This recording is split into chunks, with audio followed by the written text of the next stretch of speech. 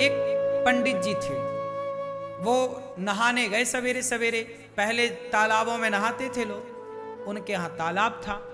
तभी वहीं पर तालाब में एक धोबी था, कपड़े धुल रहा था। राजा का धोबी है, तो राजा का धोबी तो थोड़ा रहेगा ना घमंड, भाई मैं राजा का, प्रधानमंत्री का ड्राइवर प्रधानमंत्री से ज्यादा घमंड में रहता है, मैं प्रधानमंत्री का ड्राइवर हूं भाई। गुरु तो गुड़ चेला शक्कर हो गया। हाँ, गुरु तो गुड़ रहा, चेला शक्कर हो गया। ऐसे ही है। धोबी भाई साहब धुल रहे थे कपड़ा, पंडित जी आए। पंडित जी बड़े भक्त थे, भगवान के उपासक थे। आए, रोज नहाने आते थे, आज भी नहाने आए। अच्छा, उनका नियम था नहाने के बाद सूर्य भगवान को, पहले के लोग नदियों में जाए ना तो नदियों में ही जल चढ़ा देते थे, तालाब में जाए तो तालाब में ही सूर्य भगवान की तरफ मुंह करके सूर्याय नमः आदित्याय नमः। जब पंडित जी जल चढ़ाने लगे तो धोबी ने कपड़ों को जोर जोर से पीटना स्टार्ट किया। तो जो कपड़ों का गंदा छीटा जल था, छीट नहीं पड़ते, कपड़ों का निकलता है, वो गंदा पानी पंडित जी की अंजलि में जाके गिरा, हाथ में, और उसी से वो सूर्य भगवान को अर्घ दे रहे हैं। तो सूर्य अर्घ में उस जल में वो कपड़ों का धौमन गिर रहा था, गंदा पानी। जबकि धोबी को चाहिए ये था कि जब कोई जल चढ़ा रहा है तो जरा 1 मिनट के लिए भैया रोक लो कि जल पूरा हो जाए। पंडित जी तो जल चढ़ाते रहे, पंडित जी भी ना रुके, वो अपना जल चढ़ाते रहे, सूर्याय नमः आदित्य, पानी गंदा पड़ता रहा। ये दृश्य भगवान ने देखा। भगवान नारायण लेटे लेटे देख रहे हैं, अरे बड़ा गलत कर रहा। सुदर्शन को आदेश दिया, सुदर्शन जाओ जाओ धोबी का सिर काट के लाओ। सुदर्शन चले धोबी का सिर काटने। जब तक सुदर्शन भगवान पहुंचे तब तक पंडित जी की पूजा हो गई पूरी, और जो पूजा पूरी हुई पंडित जी ने बोला, क्यों रे नालायक, मैं पूजा कर रहा था, तुझे दिखाई नहीं पड़ रहा? 2 मिनट रुक नहीं सकता? गंदा पानी डाल रहा। अब पंडित जी जो लड़ाई शुरू किए। धोबी बोला, मैं कम हूं क्या, मैं क्यों काम रोकूं? तुम दूर नहीं जा सकते उस वाले घाट में, तुम्हें भी यहीं आना था। अब सुदर्शन भगवान को आदेश क्या मिला था? भगवान ने क्या बोला? सुदर्शन से जाओ धोबी का सिर काट के आओ। अब सुदर्शन जी आए तो वहां तो लड़ाई चल रही थी पंडित जी में और धोबी में। सुदर्शन घबराए कि भगवान ने कहा है कि धोबी का सिर काटना है, इन दोनों में धोबी कौन है ये कंफर्म नहीं हो रहा। सुदर्शन वापस चले गए।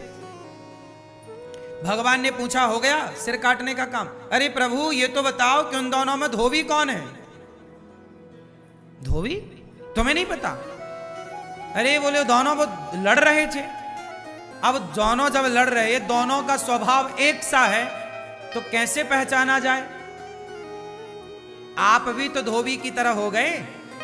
यदि धोबी गलत था तो पंडित जी आप भी तो उससे लड़के उसकी तरह हो गए।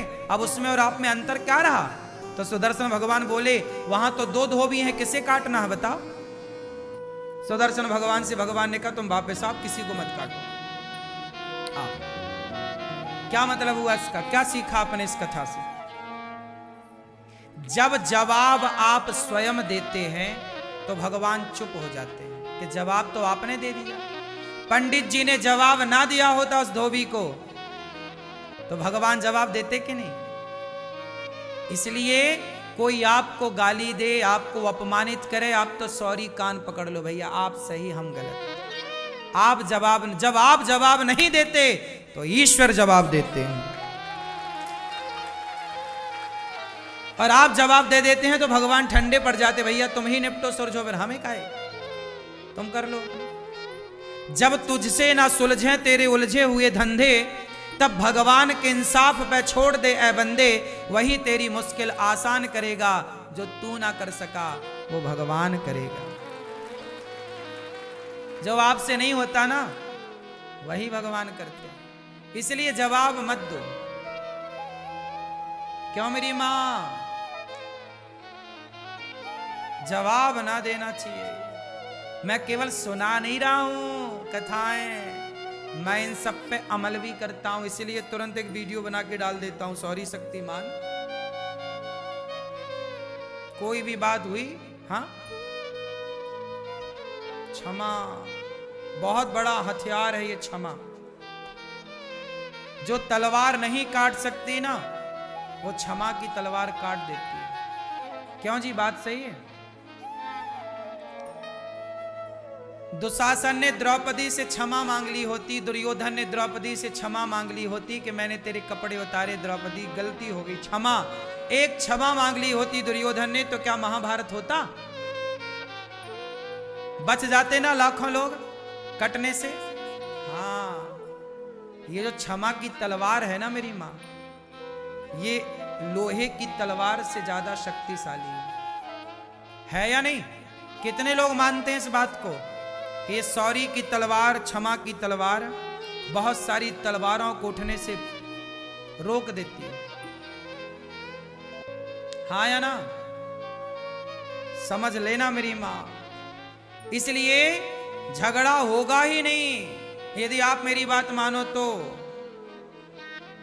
कोई झगड़ा नहीं, छुट्टी। तो पति को रोज एक सॉरी बोलो, पत्नी को रोज एक सॉरी बोलो, और सास को 2 बोल दिया करो, बड़ी है ना। पिताजी को 1 बोलो, ससुर को 1 बोलो, पति को 1 बोलो, पत्नी को 1, पर सास को और सासू मैया आप भी बहू को 3 सॉरी बोला करो। एक इसलिए कि तेरे बाप ने तेरी जैसे पैदा कर दी, सॉरी। एक मेरे बेटे का मैंने तेरे से ब्याह कर दिया, सॉरी। और एक तू मेरे ऊपर चढ़ाई कर रही, इसके लिए सॉरी। हाँ। तो सास बहू को कितनी सॉरी बोले? 3। अब सॉरी नहीं बोलो मैया तो फिर लड़ो बहू से, फोड़वाओ सिर अपना। वो तो जवान है, बलवान, एक मारेगी तुम्हारे दांत टूट जाएंगे 3-4। या तोड़वाओ अपने दांत। बहू से नहीं लड़ना चाहिए, बहू बलवान है, अभी उसका समय है। अभी बहू का क्या है? जवानी है, समय है, रुतबा है। जब ये खुद बूढ़ी होगी तब अक्कल आएगी इसे। जवानी अंधी होती है, मैंने सुना है। ये बात सही है कि गलत है? क्या होती है जवानी? क्या होती है? क्यों भैया, जवानी क्या होती है?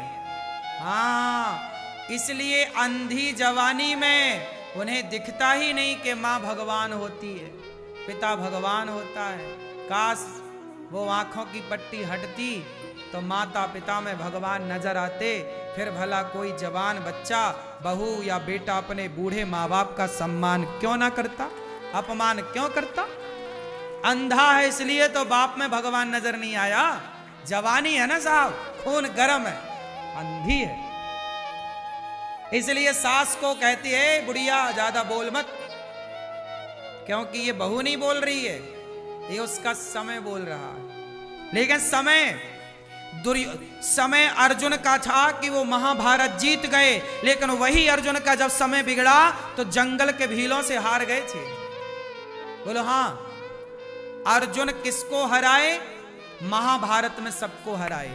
अर्जुन बड़े धनुर्धर हैं, बोलो हाँ, लेकिन वो बड़े धनुर्धर अर्जुन, महाभारत को जीतने वाले अर्जुन, जब समय बिगड़ा तो जंगल के भीलों से हारे थे कि नहीं? जब द्वारिका से भगवान कृष्ण की पत्नियों को लेकर आ रहे थे तो रास्ते में जंगल के भील मिल गए और युद्ध हुआ, हार गए, टिक ना पाए अर्जुन, भागना पड़ा, छीन ली भगवान की पत्नियों को। हाँ, अर्जुन का अभिमान मिटाने के लिए भगवान ही कोल भील बन के आए थे, ताकि घमंड में अर्जुन ना रहे। हम जीते हैं इसका मतलब हम नहीं जीते भाई, समय ने जिताया है, और हम हारे हैं तो हम नहीं हारे। आप कुछ भी नहीं है,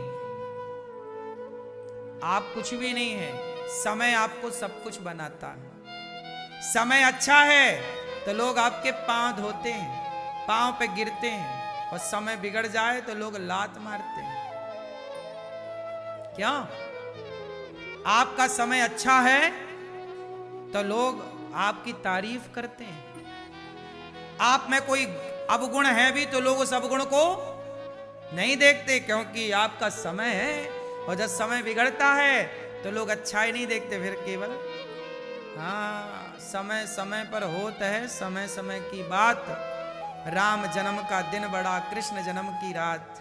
ये बहुओं का जो टाइम चल रहा है ना, सास पे अत्याचार कुछ बहुएं कर रही हैं, ये इनका टाइम चल रहा है। इसलिए सासू माँ रही मन चुप हो बैठिए, सासू माँ तुम चुपचाप बैठो, रही मन चुप हो बैठिए, देख दिनन के फेर। सब तो लिखा तुम्हारे ऋषि मुनियों ने।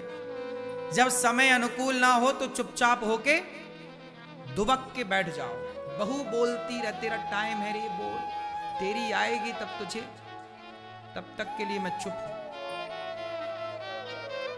तालाब खाली होता है ना तो मछलियों को चींटियां खा जाती हैं। तालाब खाली होता है तो मछलियों को, अभी चींटियों का समय है। और समय किसका? गर्मी है, चींटियों के दिन चल रहे हैं। गर्मी में हर जगह चींटी मछलियों को खा गई, तालाब सूखा। जब बारिश आएगी तालाब भरेगा तो चींटी महारानी कहां भागोगी, मछली पुक पुक कैसे करके खाएगी। कभी चींटियों का समय होता है तो मछलियों को खा जाती हैं, जब समय मछलियों का आता है तो मछलियां चींटियों को खा जाती हैं। यही प्रकृति है। समय आपका होता है, आप किसी को निगल जाते हो, जब समय उसका होता है वो आपको निगल जाता है। वही है, बड़ी मछली छोटी मछली को गप्प कर लेती है, हाँ या ना। आज बहू का समय बढ़िया चल रहा है, पति उसके कब्जे में है, तुम बूढ़ी हो गई हो। और लेकिन बूढ़ी बूढ़ी अम्मा भी कम नहीं रखती। हाँ मैं बूढ़ी हुई तो क्या हुआ, हाँ, ये भी डराए रहती है बहुओं को। हाँ कई बहुएं तो पानी मांगने लगती हैं सास के सामने। सासें भी बहुत बोलती हैं, लेकिन खाए बिना रह जाएंगी, एकादशी कर लेंगी, पर बोले बिना नहीं।